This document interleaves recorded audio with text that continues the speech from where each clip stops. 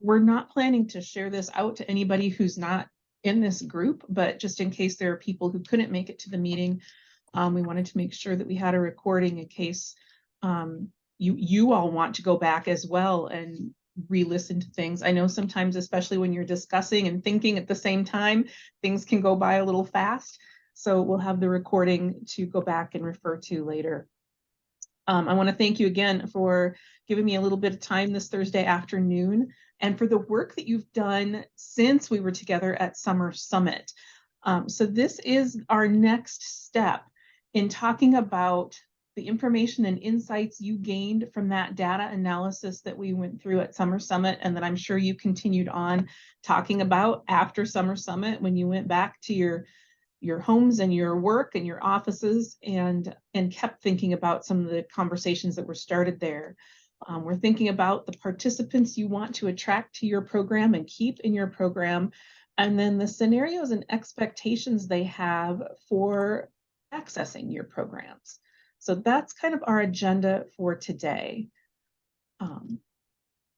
You remember at Summer Summit, we took that deep dive into your data in order to identify demographic groups that you're currently serving and those that you're not currently serving in your program as well. And I know, again, that you've continued that data analysis after we left Summer Summit. Some of you have already made some changes, I know, just from conversations that we've had. And throughout that data analysis, we use that set of guiding questions to help us think through our data. And you see them up there on the screen. You have copies of them as well in the handouts that we used when we were together in Owakoma. And I want to really take some time today to hear what you learned from that data analysis. We did that review and you dug in and looked at the numbers.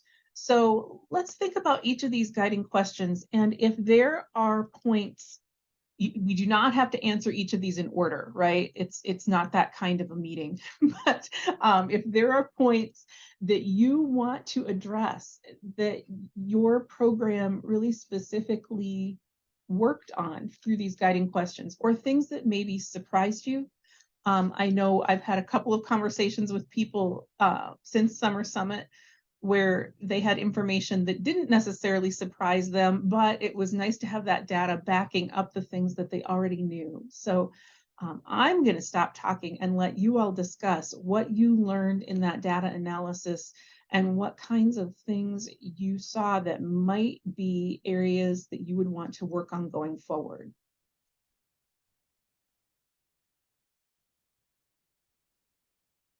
Becky, this is Carla.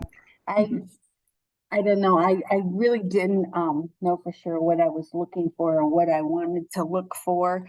I looked at the data that you gave us, and then I kind of looked at the data that we had from this past fiscal year to kind of compare and see are we seeing the same things? You know, is it the same race or age that we're seeing? And I looked at the individuals that weren't becoming participants. I just looked at, I think we had 26 last year. So I just looked at those. Yeah, I don't know. Nothing really jumped out at me when I was looking at that. But it did still kind of compare to what we were seeing in previous years. You know, is like as far as race. So I looked at that and I could see, you know, we have a higher number of white students than other races, but and the people that weren't becoming participants like last year, at least half of them were white and the other ones were different races. So a big portion of them, you know, were that race. I don't know if that's significant or not. I don't know. I looked at their age. I looked at their sex is like half of the ones that weren't participants were female, half were male. The age limit or age was thing. I even went and looked at if they were employed or unemployed. Half of them were employed, half of them were unemployed. So it was kind of like coming like right down in the middle. So nothing was really jumping out at me. Well, I mean, which is a piece of information in itself, right? There's no one specific group that you're necessarily finding it's having trouble accessing your program, that's good news. And then, you know, the other thing that I might do in that case is look at some of your community demographics and think, you know, are there people that we should be seeing in bigger numbers that we're not necessarily? That's another spot to tackle and see, you know, is there a group that we think should be coming into our program in higher numbers than they are, just based on the population of the communities that we're serving. And I know that's an area that we've identified for ourselves at Cornerstones in the past. Like we know we have a concentration of this ethnicity or this age group, you know, whatever that might be, and we're not getting them in the numbers that we know would be representative of the community that we're serving. So, but yeah, I appreciate that, Carla. And I also like your comment that, you know, the majority of the students that you're serving are white. So the fact that more than half the people who aren't becoming participants are white, is that a concern? Or is it just a statistical normalcy, right? Because if you've got that Right, greater that's what I number was of thinking, students because, you know, anyway, like yeah, if we have a high number of students that are coming in are white, then it would seem likely that we'd have a higher number of them not becoming participants, right? I don't know. exactly. Yeah, you can't always go borrowing trouble when you look at data either. There can be some of those occurrences where just because you are serving a greater number of a certain group of people, that logically it figures that you're also going to see a greater number of them not necessarily following through to the end. So, You know, John, did you have something yeah, to add? I did. And with that, you know, notwithstanding Ukrainian asylees or other immigrants, former refugees, non-native speakers, secondary migrants who would identify as white, even certain North African peoples often identify as white.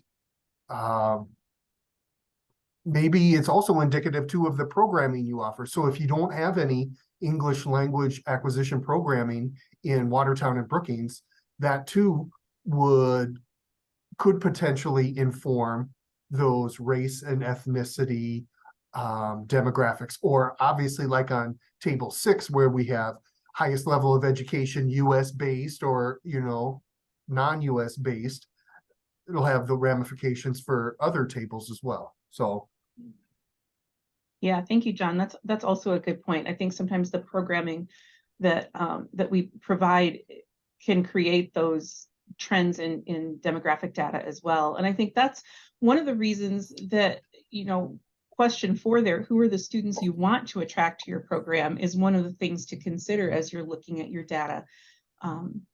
Is it time to think about a change in programming or not? You know, and you look at capacity when you make those decisions as well. So none of these questions is black and white and easy, right? That's why we took quite a bit of time to think through them. Thank you for that, Carla. Mm-hmm.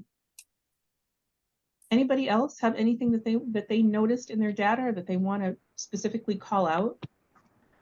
Becky, this is Jennifer. I was kind of finding the same thing that Carla did. Is it, I mean, it made sense, you know, what I was seeing, and it was pretty consistent throughout the years.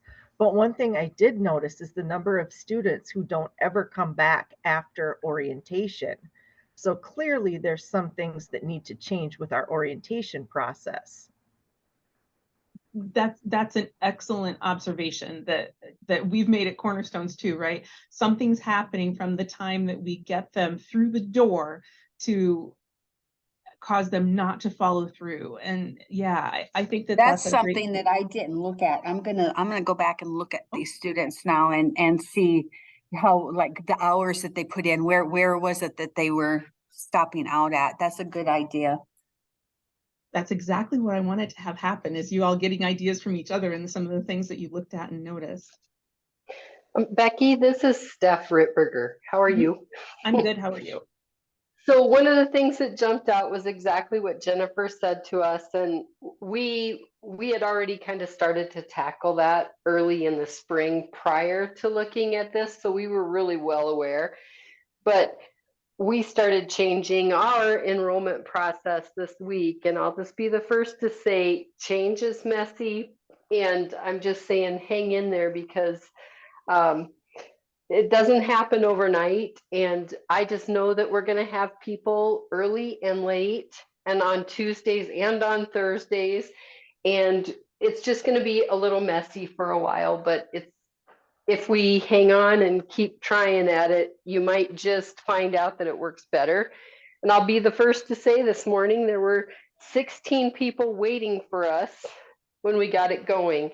And you know, typically there's 7 to 8 every time we do that. So it must be a better time. Thanks for that, Steph. And thanks for that observation. Change is always hard and messy, and you make that change and it's really difficult for everybody at the beginning, and your initial reaction is, well, this isn't working, so we need to just go back to the way it was. And we need to fight that impulse sometimes and give that change time to take hold so that we can really see the impact of it. Steph and I also had just a brief conversation where she kind of alluded to something that I have found as well. We start doing things a certain way because it makes sense at the time. And before you know it, 4, 5, 6, 7, 8 years have gone by and we're still doing it that way. And we haven't stopped because we are really busy, right? We haven't stopped to reflect on whether or not the way we're doing it still makes sense. So sometimes taking that pause and just reevaluating, what are we doing and why are we doing it? And do the reasons that we started doing it this way still come into play in our program the way it is now? So, Darcy, you had your hand up.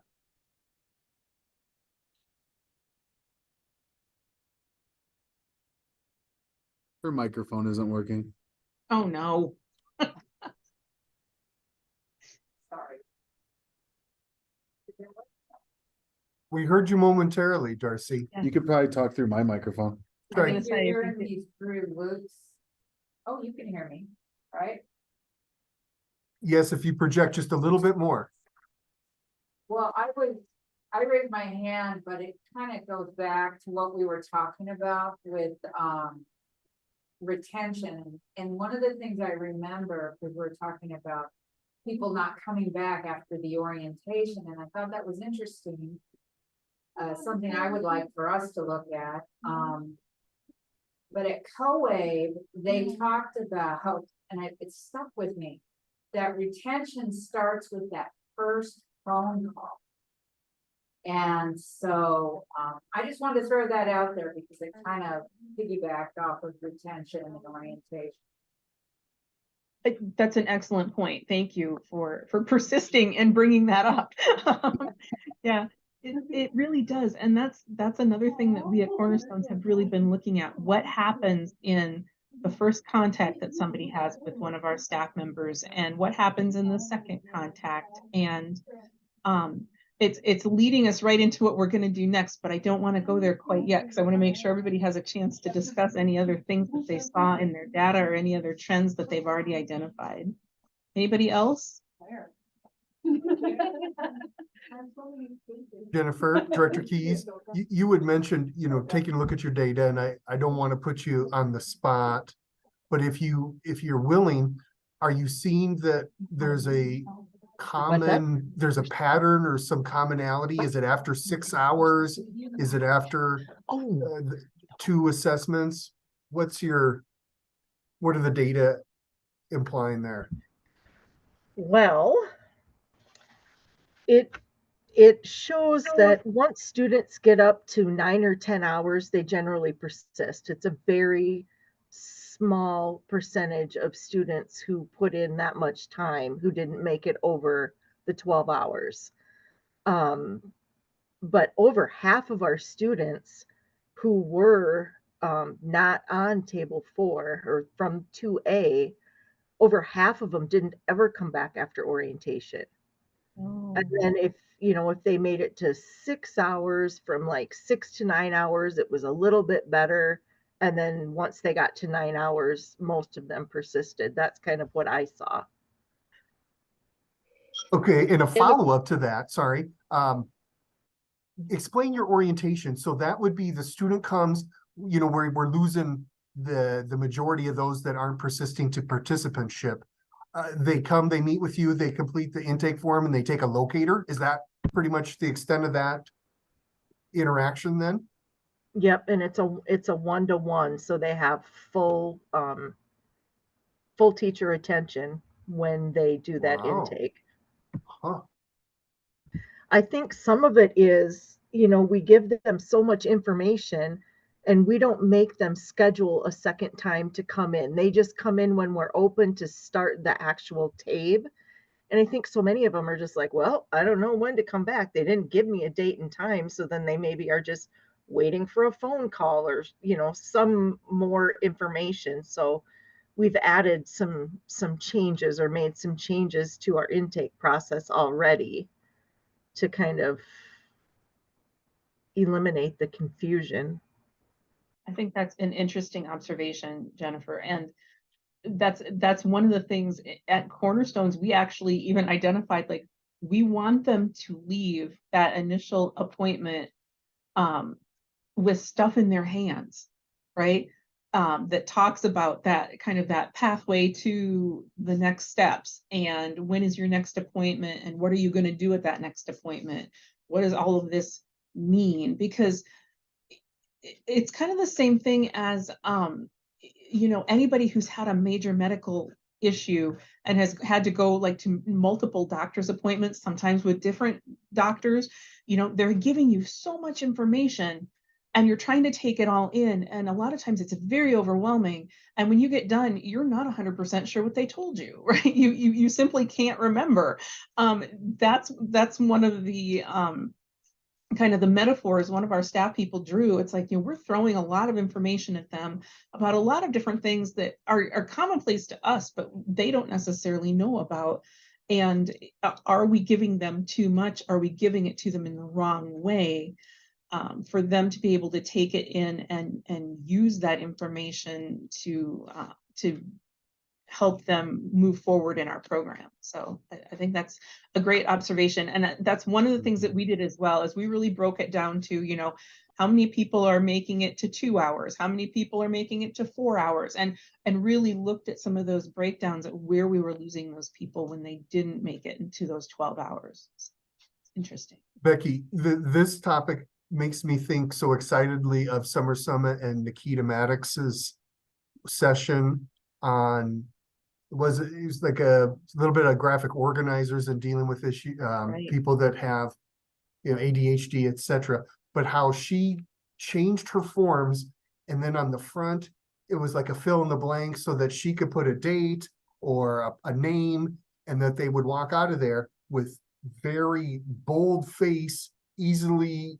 accessible follow-up information that Yeah. really just simplified all of that information dump. Well, and one of the things we did, and this seems like a really simple thing, I'm going to hold it up. It's a little clip with a magnet on the back. It has our name and our website address on it. And when they take their papers home, we clip one of these on them so that they can hang them on the fridge if they want to, so they're easily in sight. And so that they have at least one piece of contact information for us. If they lose their papers, they've at least got the web address where they can go back and find out how to get a hold of us again. And these, Kim actually wrote a grant through one of the marketing companies. I think it was maybe for Imprint, to pay for the cost of these. Like these were essentially free through that grant. Sounds like a neat SDL scholarship opportunity or something Right. in there. I don't know. Something. Anybody else have anything that they wanted to share that they found in their examination of their data? This is Steph, and I just wanted to share that one thing that we really saw, or the biggest trend for us, is that if they are not making it from orientation through the enrollment process and counting, the students that are not making it there are the ones that are the most marginally housed, have the biggest barriers to employment, and typically are struggling with childcare. So the three bigs rear their ugly head every time. Yeah. And I'm not sure that I'm going to cure everything, but if I can figure out one or two little things that will get part of them there more consistently, then it's worth it. Right. Yeah, and that's the thing I think that we also have to keep in mind is success is relative here, right? We can't expect to solve, if we had solved all those problems, Steph, you and I both be retired on an island somewhere. We wouldn't still be grinding it out here. And we can't expect to solve all those problems or any of the problems for all of our people. But if we can, yeah, find a better pathway for at least part of them, find a better way to connect with some of the resources in our communities that do offer programming that can help address some of those barriers. That's the goal, and that's how we're going to find that success. Yeah, we're not thinking that we're going to turn it around and capture everybody who ever inquires about our programs. That's not realistic. But can we make a difference for enough students to make a difference in our program numbers and to make a difference in the community that we're serving as well? Yeah.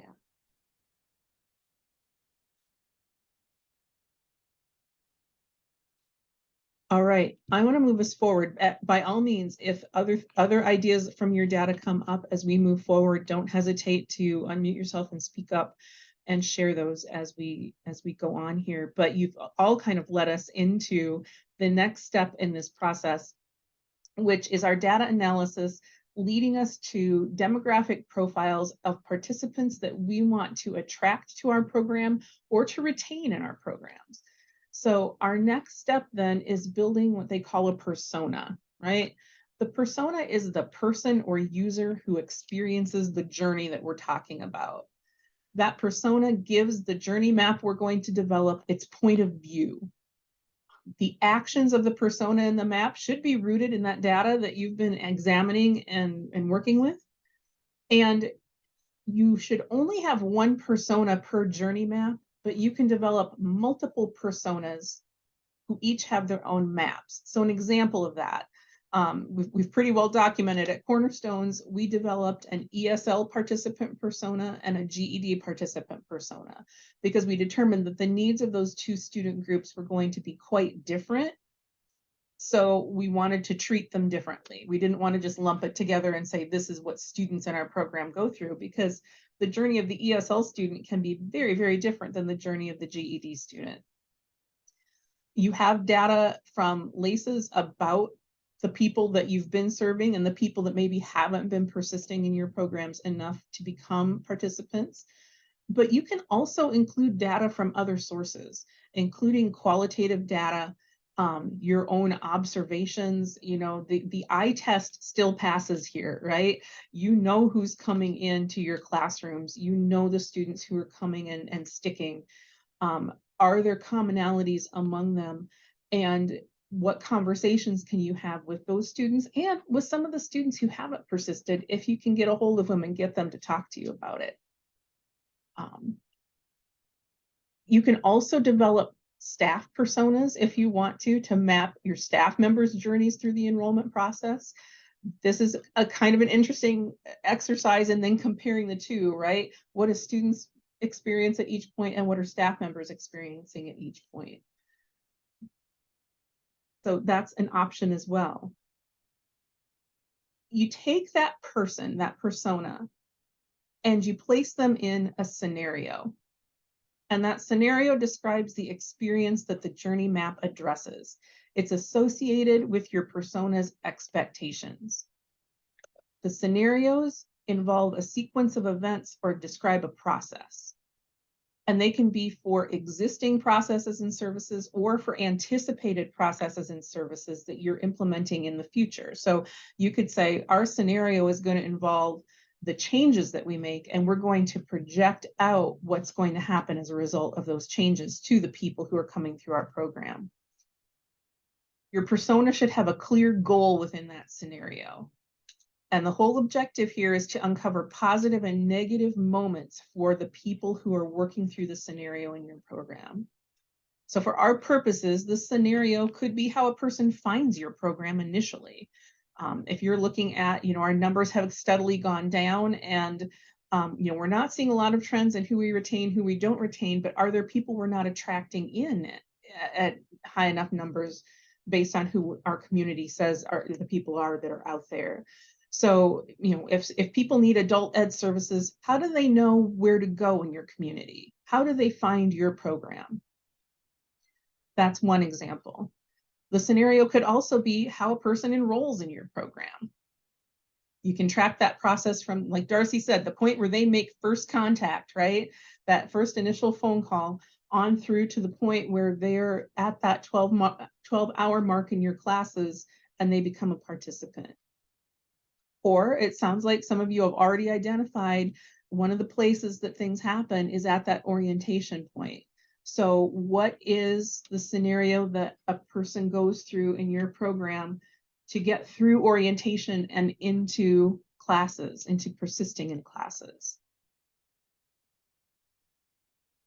Questions about that?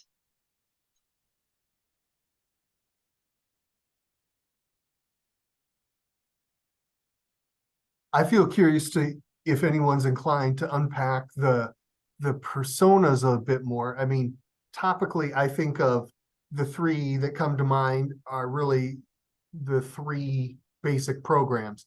English language acquisition programming, so our ESL learners, our ABE level learners, right, our adult basic education learners, and our adult secondary learners, i.e. GED track, so to speak. But, you know, do any of you have any other groups? Maybe you're thinking about workplace literacy and working with a particular employer or business where there'd be a commonality that male, female, race, regardless, they'd be incumbent workers in at, you know, fill in the blank, whatever it might be. Or are you targeting maybe racial, ethnic groups because of your geography and your community, or something altogether different? This is Jennifer again. Another thing that I noticed with our data is the students who are unemployed only make up about a third of our student population. And looking back at our recruiting and our outreach has been mostly to those places where we're more likely to find unemployed individuals than employed individuals.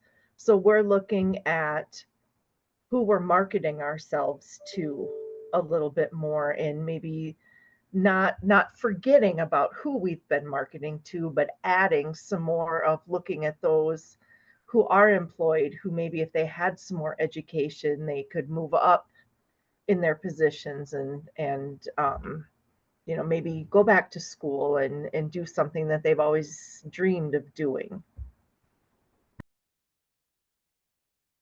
I think that's an interesting approach. That makes a lot of sense to me, especially in your location, you know, yeah.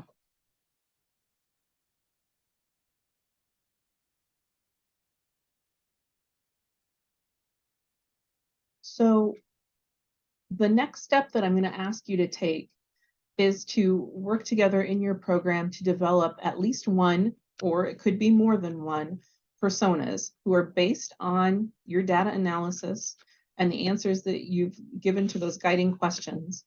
And you're going to be thinking about and documenting several things about this persona. You can see them on the screen here. You're going to think about the demographic characteristics of this person. Who are they? This is certainly statistical in part, right? And several of you have kind of listed off some of the statistics and said, you know, not necessarily, there might not be anything necessarily that's going to jump out at you from those demographic statistics. You know, like Carla said, they're about half men, about half women. There's not really anything, you know, the racial profiles look about the same.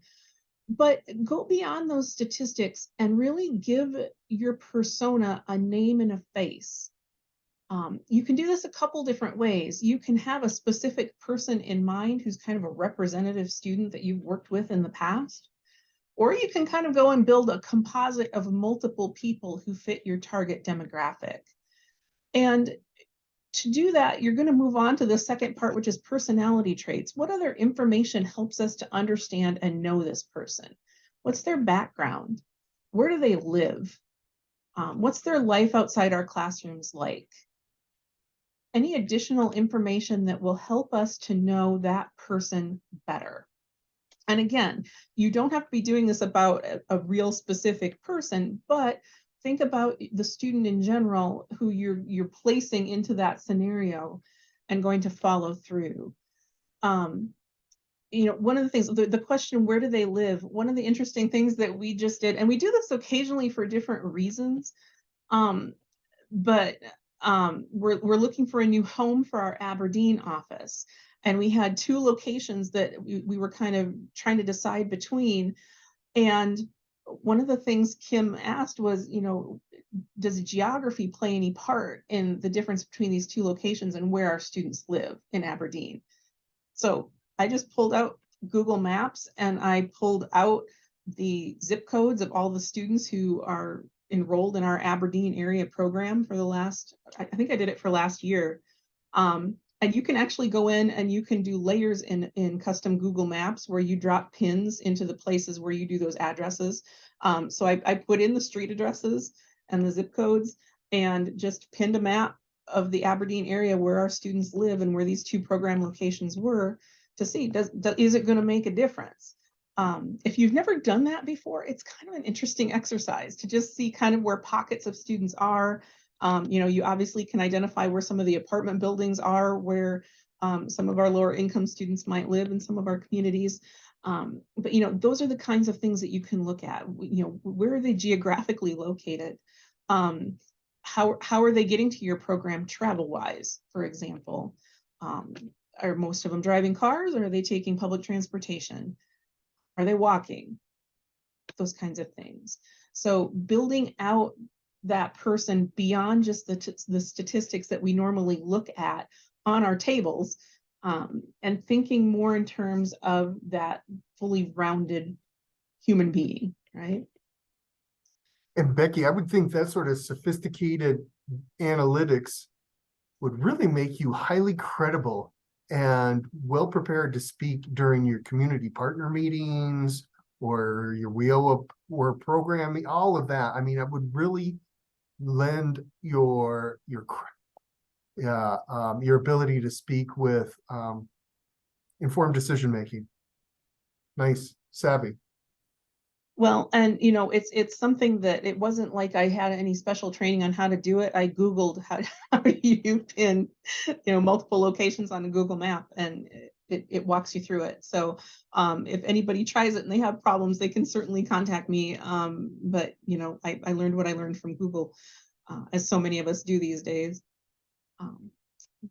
Here is analyzing what this person is trying to accomplish. What needs are they trying to fulfill? What problem in their life drove them to your program? And what are they hoping to achieve by interacting with your program? And I'm going to do the same thing with you as I do when I tell our students about goal setting. Go beyond the obvious answer, right? Don't tell me you came here because you want to get your GED. Tell me what the GED is going to do for you in your life, right? Tell me what program involvement here is going to do for you in terms of your goals that are bigger than this program. Something made you come to our doorstep. Think about what that is for this person who you're working through this process with. And really dig deep into what you know about your participants. You talk to them. I know you do. You all tell me stories about them. We do the same thing, right? We know our individual students and some of the backstories that they have. And again, think about that in terms of this composite, and think about who these people really are and what's really driving them to interact with us on a regular basis in classes, and what those needs and goals are that brought them to us. And that will lead us to this 4th one, which I think is honestly one of the key points in this whole process. Challenges and pain points that this person experiences as they work their way into and through your program. Think about the frustrations that this person has already experienced, either in another educational program or in interacting with your program. Right? What insecurities are they bringing to your interactions with them? How are their skills and life experiences impacting their interactions with you at every step of your program? And what new frustrations might this person face while they're getting started with you? And remember, you're listing these challenges at this point. You're not trying to solve every one of them, and you don't have to solve every one of them. But think about where this person's encountering something that's going to create frustration. Because when you're frustrated, that's the point where you want to throw up your hands and say, this isn't worth it right now, right? I've got other things I'm dealing with. If nothing else, the poverty simulation taught us that, right? I've got other things I've got to deal with today. This is too hard at this moment. I can't do it. So think about those challenges and those pain points that people are encountering within your process. And Jennifer already talked about the one that they might have identified, right? After that first appointment, do they know why they're coming back? Do they know when they're coming back? Is that the frustration that's throwing up a big enough roadblock to keep them from continuing? And then the fifth one, again, I think is also very important, motivation. Why is this person seeking your services at this time? What reasons do they have to engage throughout this process? And this is a big one for some of our students. Are they intrinsically motivated or extrinsically motivated? Because that makes a huge difference. Our students who have, the majority of their motivation is extrinsic generally have a harder time persisting. So think about what drives this person and how do their motivations mesh with the services and policies and procedures in your program. The motivations of the person lead to the scenario or the participant experience that you want to map. So in order to do this, we do have a tool for you. And you don't need this. It's just a graphic organizer, right? We're scaffolding just like we should as good teachers. You can just record these things. So I'm going to drop this into the chat too, and I will also email it out to all of you after the meeting. But this is where you're going to start recording who your persona is. Okay. So you'll see all these things. It's identifying a persona. Up at the top, you've got a place to add a name. And if you want to drop a photo in there, you can drop a photo in there. It can be a stock photo. If you have a student that you want to share a photo of and they're okay with it, you can certainly do that too. And then these are fillable forms. So you have the ability to go in and type their demographics. And again, there's little cues there to help you remember the things that we talked about, but you'll also have access to this recording. And I'll give you access to the slide deck as well if you want that. Their personality traits, their needs and goals, those pain points, and their motivations. So you're developing at least one persona. Can be more than one, depending on the specific items that you're looking to address in your program. Questions about that? Becky, Yes. indulge me here just a little bit. On this, I really like what you had to say about motivations, that block there in particular. Intrinsic motivations versus extrinsic motivations and how it can correlate with persistence. And would you agree, for conversation's sake, or disagree, or maybe add some context to the assertion that in helping them articulate those goals, right, beyond, oh, I'm here to get my GED, the what fors and the whys and hows, that we are simultaneously helping them build life skills, helping them navigate sort of the hidden curriculum of in this case, adult education, taking them to higher order thinking skills, if you want to talk about depth of knowledge, etc., and perhaps giving them some keys that can help them through those challenging times if they can reflect on why they're there and how our instruction relates to it. What are your thoughts there? Oh, yeah, I definitely think that is all true. Years and years ago, some of you probably still remember Beth Schneider, who was a teacher in our Mitchell office for many years. She's with the JAG program now, but when Beth taught for us in Mitchell, she did an activity where she had students write a letter to themselves on just like the first or second day of class, telling themselves, you know, why they were in class, what their goals were, what they were hoping to accomplish by attending our adult ed classes. She never read them. She had them write these, she had them seal them in an envelope and address it to themselves and give it to her, right? And then a few weeks later, as you know, sometimes things get hard and your motivation starts to lag a little bit, she sent them to them. And there was one student who said, I was getting ready to quit, and then I got that letter. And it reminded me, you know, how excited I was to get started, what I was hoping to accomplish, and it really helped motivate me. So yeah, I agree. Helping them develop that intrinsic motivation is something that's really, really important.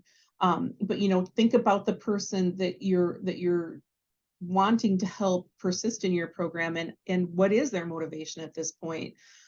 So again, you're recording it as it is at that moment when they're starting that journey, and then thinking about things that you can do moving forward that can help develop that. Yeah. Oh, motorcycle riding. That's great, Jennifer. I didn't realize she was doing those classes, but that's a Beth thing. And yeah, it really did work. It was a really effective thing, a simple thing, you know, costs you a little bit of money for the paper and the stamp. But you know, just to remind those students that they were ready to go, even just a few weeks later, and to keep them going once they get started. I did drop that PDF in the chat for you. And again, like I said, you can pull it out of there and download it if you want to, or I will follow up with an email that includes that document as well. You don't have to use this document. You can do whatever else you want to. It's not like this is homework that you're going to hand in, right? It's a tool to use to help you kind of organize your thoughts as you work through this next step of the process.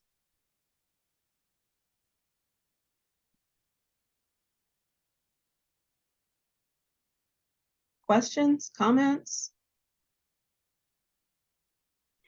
Yeah, Becky, this is Laura. Mhm.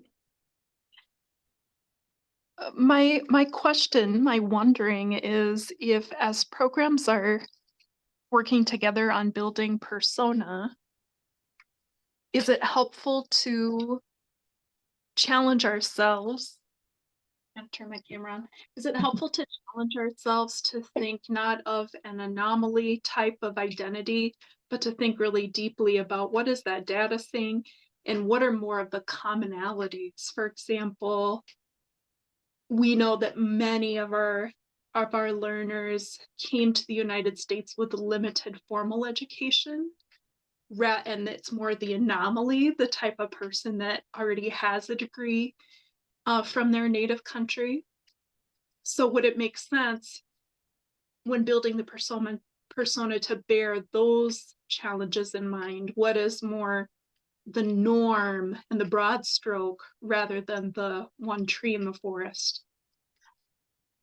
I think either could be true, but one of the things that you said I really want to latch onto, yes, you definitely want to root this still in the data that you've been using and that you've been looking at.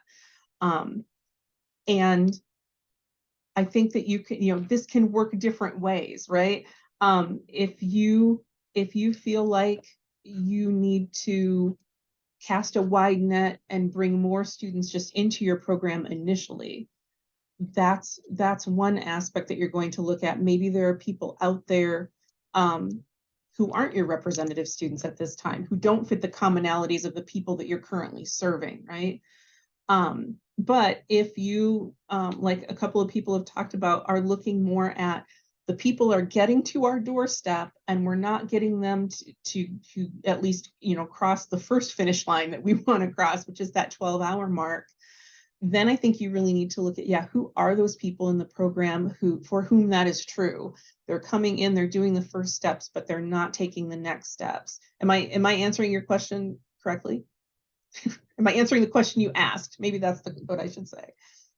Well, you're answering it well. And what I'm hearing you say is there are a couple different ways to approach the building of a persona, depending on what's your objective. If our goal is to consider supporting people in their retention, we might want to build the persona of an African female between the ages of 24 and right? 40, 45 25 and yeah, 44. yeah, whatever And that big group is, yeah. those are the people who stay longer than 12 hours for us. Whereas if we want to research or explore those that come to our program and leave, then we would do a young Hispanic man. Right. Yeah. Yeah. I think that that's exactly right. And I do think that this is the point, again, like so much of what we do where art and science are married, right?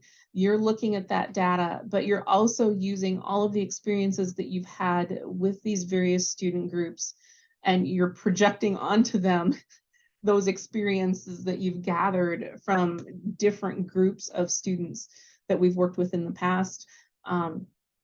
And thinking through their eyes, really. And this is the part that I think really can be challenging for us, to let go of some of our own assumptions about some of our student groups, and to really think in terms of, if this is the student group that we're targeting, then I have to think in terms of how does this program look, not to me, but to them, coming in from the outside with the experience that they're bringing in.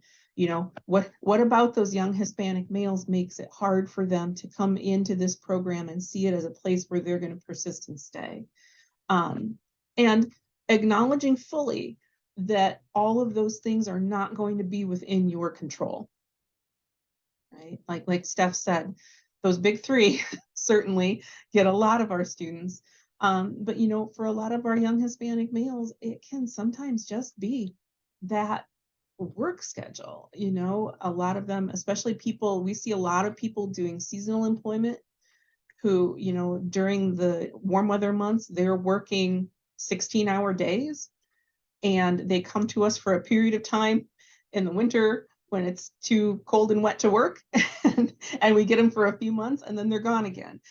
So thinking in terms of all of the things that can happen that we don't have control over, and then looking for those little kernels of ideas, here's something that we can affect, and maybe we can identify some things that will get at least some needs met for some of these groups of people, and help them to persist in our program.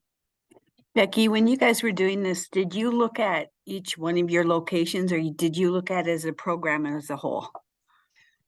Both. I mean, like we recognize fully that our communities are very different. But we did have cross-community work groups. So we basically, it more or less distilled itself down to an ESL work group and a GED work group, and people from all of our communities working in both of those groups. But there certainly was, we looked at the data broken out by geographic location when we initially started, to see, are there differences, are there similarities? And then when we got to the point where we were building those personas, we really did look, like Laura said, at some of those commonalities and see, okay, so, is there enough common ground here to make sense to work on this as a whole group? And it did at that point. So there again, it's an answer that's a non-answer. You can do it either way. And we kind of did it both ways. Like I say, we looked at the data individually first, and then drew those commonalities together and determined that there were enough of them to warrant just having one persona for GED, one for ESL for the entire organization. But you could certainly continue on 2 tracks that way for the 2 program locations that you're working with, if that makes sense.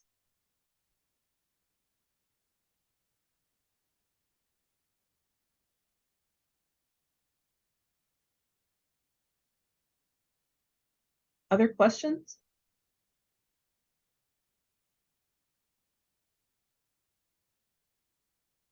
Jeannie, I'm glad you found it helpful, and thank you for that comment.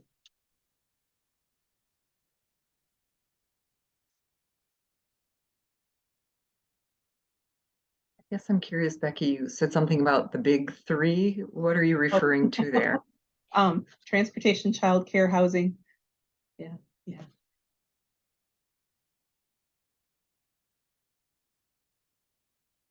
Those things that get in everybody's way.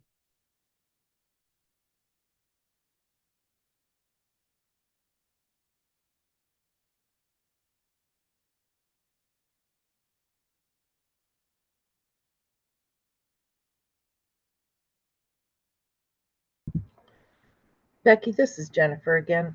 Mhm. So my question, well, I don't even know if it's really a question, but we are looking at those students that we have and how do we get them to persist?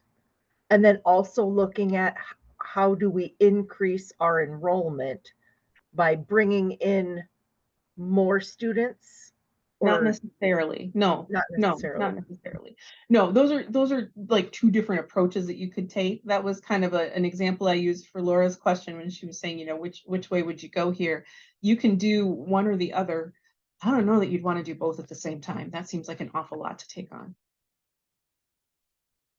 I mean, don't let me stop you if you want to, but But that's kind of what's being posed here or entertained. Do we want to create a persona that's about retention and thereby embodies the commonalities of our student demographics currently? Or do we want to explore a personality of the candidate who we're missing, who we're not failing to serve well, or we don't have robust involvement? Is that? yeah, yeah. And I think, you know, when we said about this at Cornerstones, we kind of like a couple of other programs on this in this meeting had identified, you know, we were getting people through the door, but then we were losing them. So that was the retention issue. So then we started to look at who are those demographic groups that we're losing. And we wanted to make those people our persona, like here's the people that we're losing. So let's think about who these people really are and what they need from us in order to persist through the program better. This is Steph, and I was just going to say, like, I just think it's a matter of clearly defining one or two goals you're going to work at as a team. Yeah. And deciding you're going to move forward on the things that you can handle, that you have the resources, time, and energy to tackle, and just seeing if it makes a dent. And Right. when I look at it, we were working on something before Journey to Enrollment happened, and the one thing we really saw is that our students who are struggling the most really were not thinking straight by the time lunchtime hit in our classroom. And just putting in a little food pantry in the break room has made a world of difference. Not because people are taking anything home or necessarily using anything out of there at home, but because they're walking in there and sometimes they're pulling lunch. And it's the difference between them being able to be there an hour or the difference between them staying that entire amount of time that they could actually concert to doing something productive with their education. Right. Right. Yeah, I agree with you, Steph. And that's exactly where you're looking for those pain points, right? You're identifying the pain points for those students. And then again, you're not going to be able to address them all. But is there something? Is there one thing that you can do that you can create an intervention for that that could make a difference? And again, we're not asking you to solve it right now, right? We're asking you to pick that scenario, and John put it in the chat for us, recruitment versus retention, right? Pick a scenario that you've identified through your data that is a concern for you. Create that persona based on that scenario that those people are going through, and determine who are these people, what are their needs, what are their motivations, what are their pain points in our program. And that's all you have to do at this point, because our next meeting is only a month away, on September 28th. And at that point, we're going to talk about our personas, and then we're really going to dig into the journey map process. And that's where we're really going to start to look at solutions and to come up with some things that we can try in order to address those challenges and pain points, and to aid the students in maintaining those motivations. Make sense?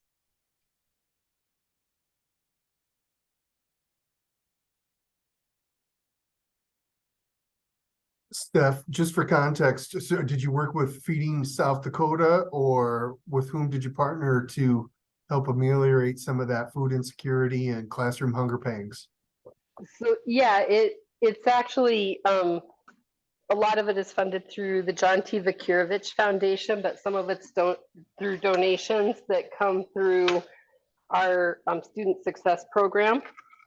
And then it's just a matter of shopping for it and keeping it stocked. And there's certain things we're starting to see just fly off the shelf, and it's interesting because I wondered what it was really going to look like and how this was going to go. And what I've really found out is students use it. There seems to be no stigma. And it is really working very well because we have a group, especially a group that's coming up, and they're coming up from the mission every day. And they aren't staying at the mission long enough to get the packed lunch.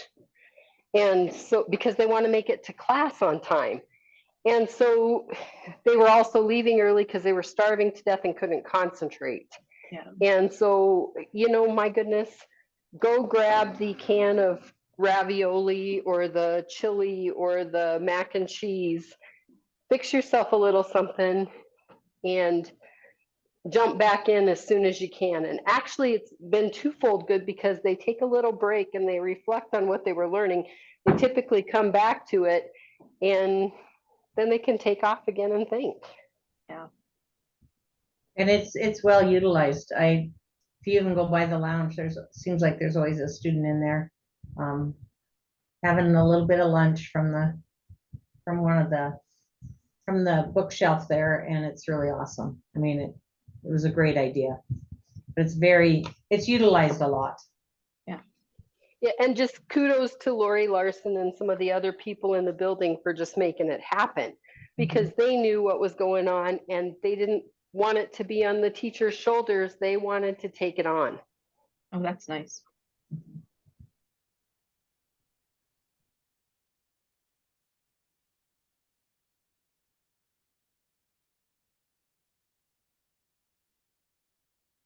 Right. Well, we're about at time here. I want to thank you all so much for the work that you've done and for your willingness to share your ideas and your experiences today. Your wonderings and musings, those are always welcome. And I know that we always learn so much more from each other when we can have this time to reflect together. So I appreciate your efforts and again, your willingness to share. We will see you again in about a month on September 28th. It's going to be this same link, but I will send out additional reminders because I know how it goes. You have to have those fresh emails so that they pop to the top of the list again, right? So if there's nothing else, I will let you all go and enjoy the rest of your Thursday, and hopefully you have a wonderful and rejuvenating long weekend. Happy Labor Day. Yes. Thanks, Becky.